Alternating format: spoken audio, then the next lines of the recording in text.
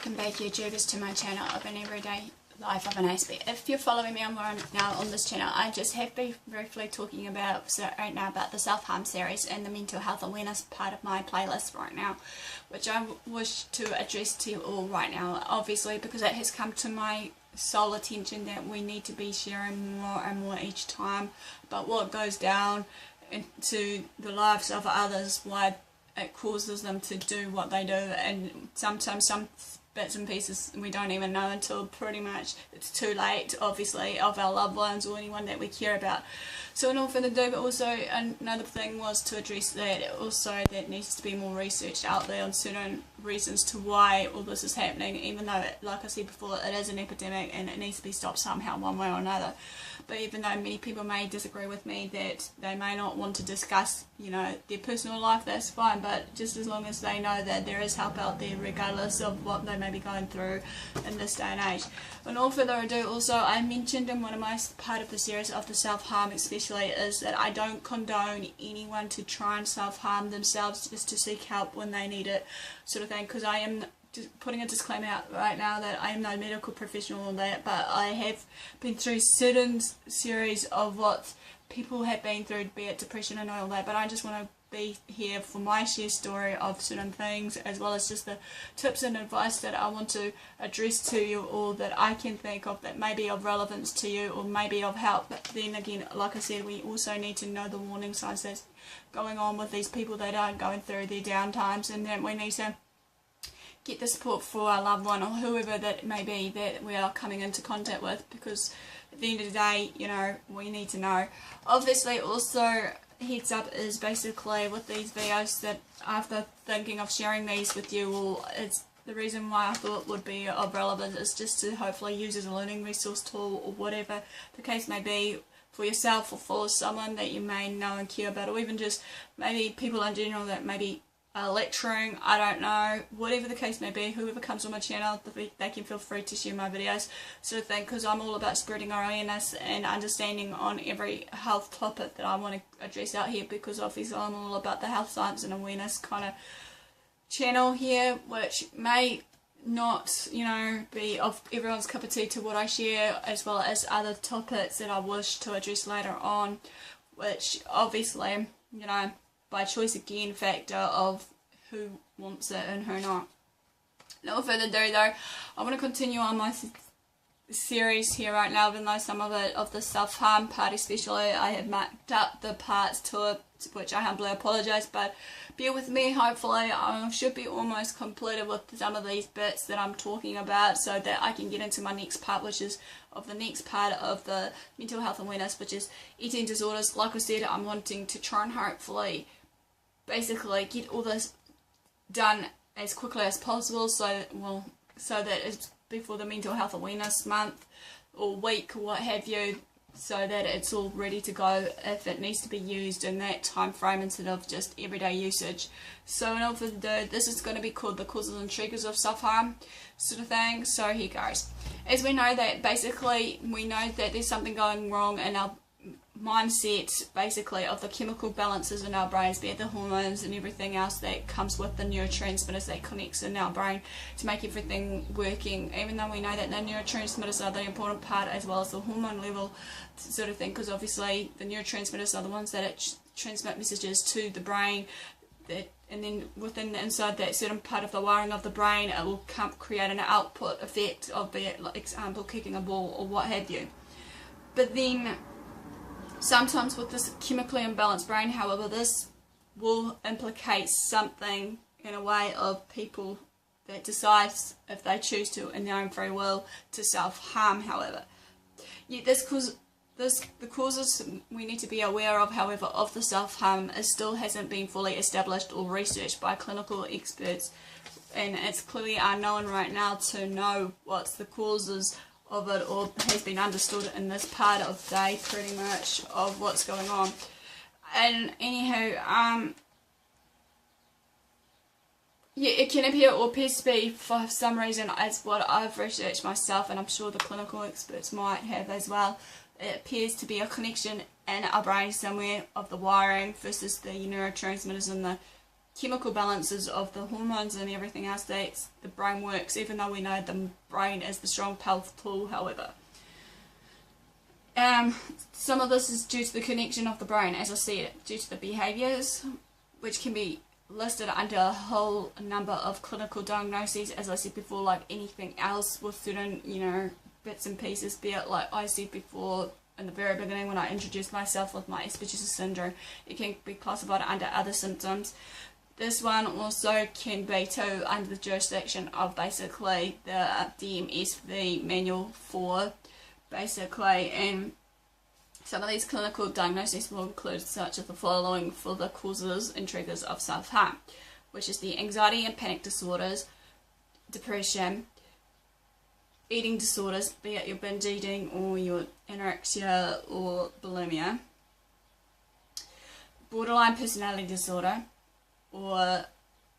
BPD, as I call it for short, obsessive compulsive disorder, again abbreviated down to OCD,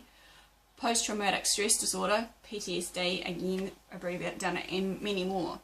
Yet the most likely candidate for the cause and harm or frequent diagnosis that has been associated in the cause and triggers of self-harm, obviously, is the borderline personality disorder or BPD. Okay, basically how this is happening is BPD sufferers, I don't like using that word, but we'll use it as that for now. BPD sufferers has been characterised in many levels of erratic, impulse control, unstable in personal relationships, rapid shift in different mood sets. They may be 1 minute angry, 1 minute sad, 1 minute thing, and different personality traits kick in, 1 minute, they might have different personalities going on with different people, characters, if you get me. I'll talk more of that, how it works, later on in the piece of that borderline personality disorder to give you the lowdown what I'm meaning, so that you can understand me, because many people obviously know that I get so deep in my term of definitions and whatnot, so I'll give you that later on. But what I'm saying is here though, that now and again we know that sometimes that when that happens also, the last part of it will be their unstable image of themselves, of how they see themselves, pretty much. It's like when someone is clinically depressed, obviously same goes for them as well, with this, but more on that uptake later. A diagnosis for BPD, however, requires the patient to be meeting at least 5 to 9 criteria in that manual that I just mentioned of it all, the DBM, if I'm reading right from memory. I humbly apologise if it's not there, but I'll hopefully find the right manual and actually write it down in the description. But there's several ones that are quite follows of the 9, and if any of these 9 sounds familiar to you with that person that's suffering from BPD, just seek help professionally for more information on what you can do to help with your loved one or whoever you're with at the time, be it family, friend, co-worker, or whoever. Anyway, they are as follows. Number 1, frantic attempts to prevent abandonment, be it real or imagery. Number 2 is unstable relationships. Obviously, 9 times out of 10 people that has BPD, they can't maintain their relationships, and they just tend to basically, withdraw themselves from relationships and whatever else, because they think, it's too much for them, obviously, and then it's just, sometimes it can be too much for the opposite person too, who doesn't suffer from BPD, but it's a three-way balance of maybe seeking help and whatnot, and being able to be as supportive as we can. Number 3 is identifying identity disturbance, which I mean is here that sometimes people with borderline personality disorder, sometimes they may feel that they're different from each other. Some may question about their sexuality, some may just basically think that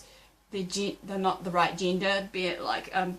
male chap that feels like he's trapped in a female body. I'm trying to remember the right clinical word here that they have of this type, diagnosis here, because it is quite starting to come out more and more now. Anyway, number 4 is basically potentially self-damaging impulsions, at least in 2 areas, such as, for example, here, binge eating, sex, reckless driving, and more. Number 5, self-mutilation or suicide attempts or related thoughts and threats. Number 6, severe activity of moods that can last for days. And what I mean here is basically, you know, with people with BPD, obviously they do suffer from depression, and sometimes with their depression it can carry on for days on end with what's going on with their moods and everything else that sways with the depression and everything else. Like I said before, with those listings of basically all these clinical diagnoses that comes roll into one. Anyway, another one is number 7 is chronic feelings of boredom and emptiness. Number 8, anger that is out of control basically, and then they end up basically, you know, 1 minute, you know, they are yelling and screaming at you, and then they'll just end up throwing items at you or throwing fists at you, or end up wanting to pick fights with others around them. Be it like, for example, maybe they're out on a pub one day and, you know, they just mind their own business, and then someone's just right in their face and boom, you know, throw a fist just without question, you know, or thinking. Number 9, is the last one. Brief paranoid ideas or anything that is stress related. Basically what I'm meaning is that sometimes they could think that there's something there when it's not, you know, as I said, make believe or whatever it may be, and that obviously 9 times out of 10 it just happens with them. But anyway, this ends basically the causes and triggers of my self-harm series, which I'm hoping will be almost the end of it, even though, once again, humbly apologise to you all, basically with the orders, even though hopefully while you've been following it, for the ones that have been watching on my channel, it's self-explanatory anyway where I'm heading for this.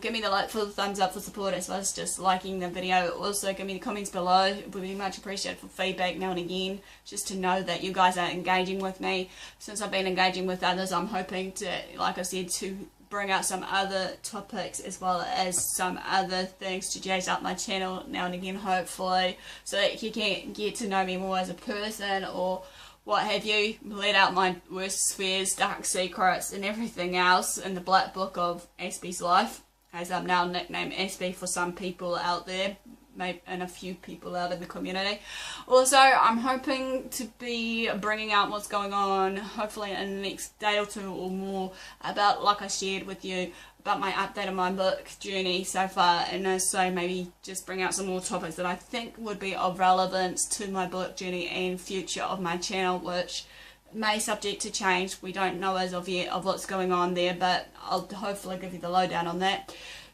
Please share these videos because of interest. Like I said, this is important. I need to address this as an awareness, and also maybe just as support, basically. As I said before, if you know of someone that has, you know, showing common signs of what I'm addressing right now,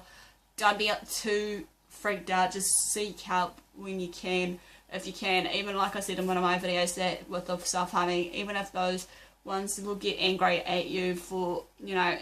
if they think that you're intervening, but later on they should thank you because you're trying to save their life, because we all need to hopefully make sure we can save lives, not, you know, do the opposite. So in all further ado, guys, thanks for watching and have a great day, and I'll see you all soon.